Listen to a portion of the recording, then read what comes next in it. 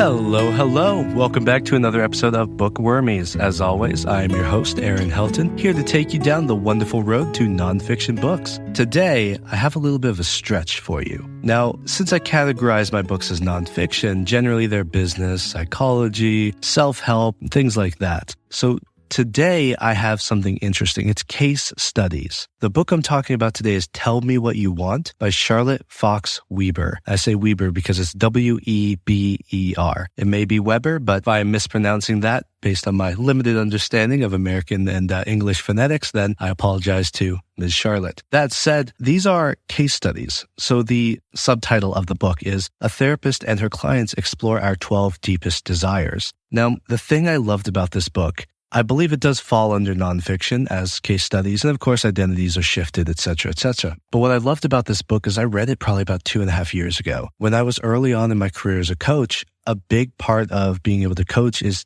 teaching people to find their authenticity. And how can I do that if I was not doing it for myself? So this book, while it's not like recommended reading or anything, it helped me really dive into who I was. The 12 desires that Charlotte and clients go over in this book are incredible. I'll just list them off for you right now. Chapter 1 is to love and be loved. Chapter 2 is desire. Chapter 3, understanding, which I'll talk about. I'll talk about a couple of these chapters and how they resonated with me. But we have power, attention, freedom, to create, to belong, to win, to connect, what we shouldn't want and what we should do, and then control. These are incredible concepts, and I would argue they're probably not our deepest desires, but they are certainly prevalent in every day, and we could see these in so many relationships. If something goes poorly, is the control issue? Is the belonging issue? Is it I'm not feeling desired in a relationship or something like that? We can always see these. And I think it's powerful what this book does is a couple things. First off, as I mentioned, it was very introspective for me to read this book and really sit with some of the things I heard and to see my struggles played out in a case study and say, I've been there. That's amazing. And then also to see from the therapist's perspective, which would help me as a coach to help delve deeper into my client's psyche. Again, as always, disclaimer, I'm not a doctor. I'm not a therapist. I do something different. I'm outside of HIPAA, but I still like to learn these types of things. And I think even a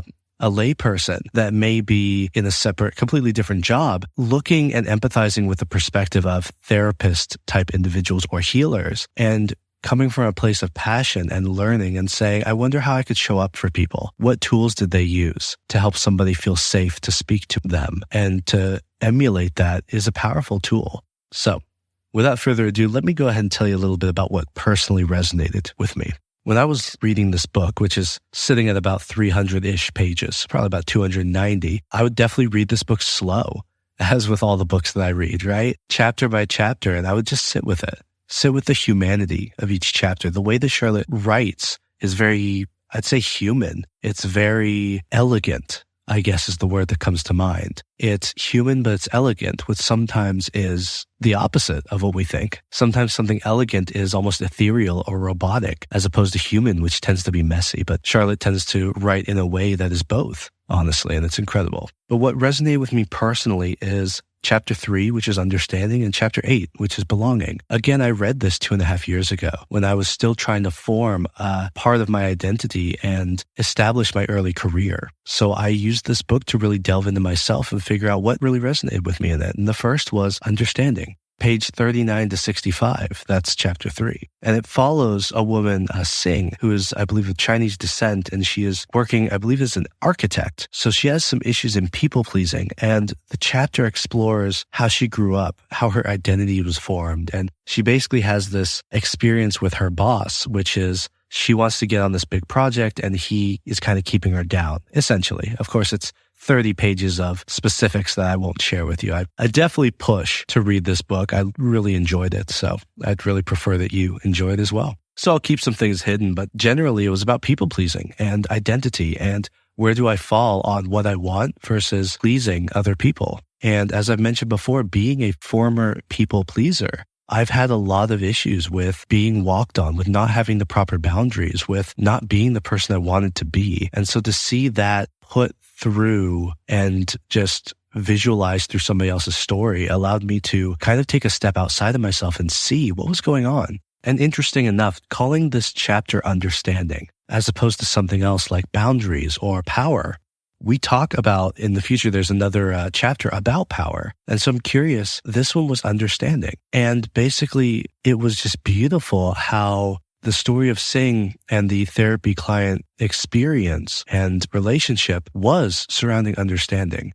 Sing found all her own answers just from the therapist trying to ask and understand, well, what is bothering you about this? What about this? What about that? Just leading with curiosity, which was incredible. And that's what I emulate every day in my coaching is curiosity and my personal life as well. That is the most powerful tool that I believe that we have as human beings is curiosity. The second thing that really resonated with me was to belong, chapter 8. It was page 149 to 167. So again, roughly 18 pages or so. But it looked at the story of Dwight and his racial identity sitting between a white and black world, a literal black and white world where he felt that he sat in the middle. It makes me think also to the story of Randall Pearson from This Is Us. And I think that they're fairly similar stories and similar themes that come up, especially it resonates with me because as a white Filipino child, I also felt for a long time like, where do I fall on all of this? And obviously as I grew up, I found my place, but it's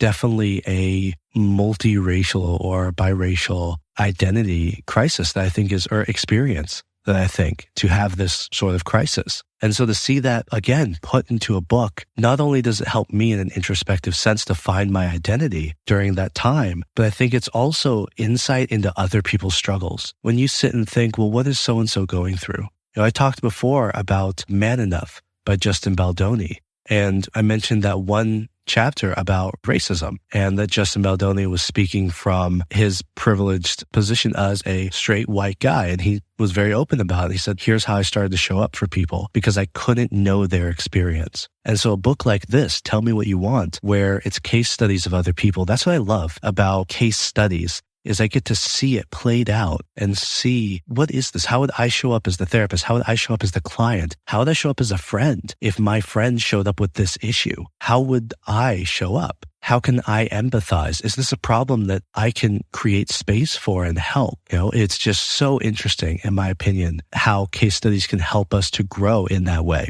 And so from there, I'll also ask, when you read this book, what do you want or what do you need? Is it power? Is it control? Is it understanding? Is it belonging? What fuels you? And there's a little bit of free coaching in the sense of what are your values? What lights you on fire? What frustrates you? Because that lets you see what are my values? What's getting stepped on that makes me upset? What is filling my cup that makes me feel like I'm on fire and living life? Those are some questions that you might be able to ask as you look at this book. So I would definitely recommend it. And as always, thank you for stopping by and stepping on this journey with me and looking at the interesting nonfiction of case studies today as I try something a little different. As always, thank you. And you all have a wonderful day, a wonderful night, and I will see you next time. Bye.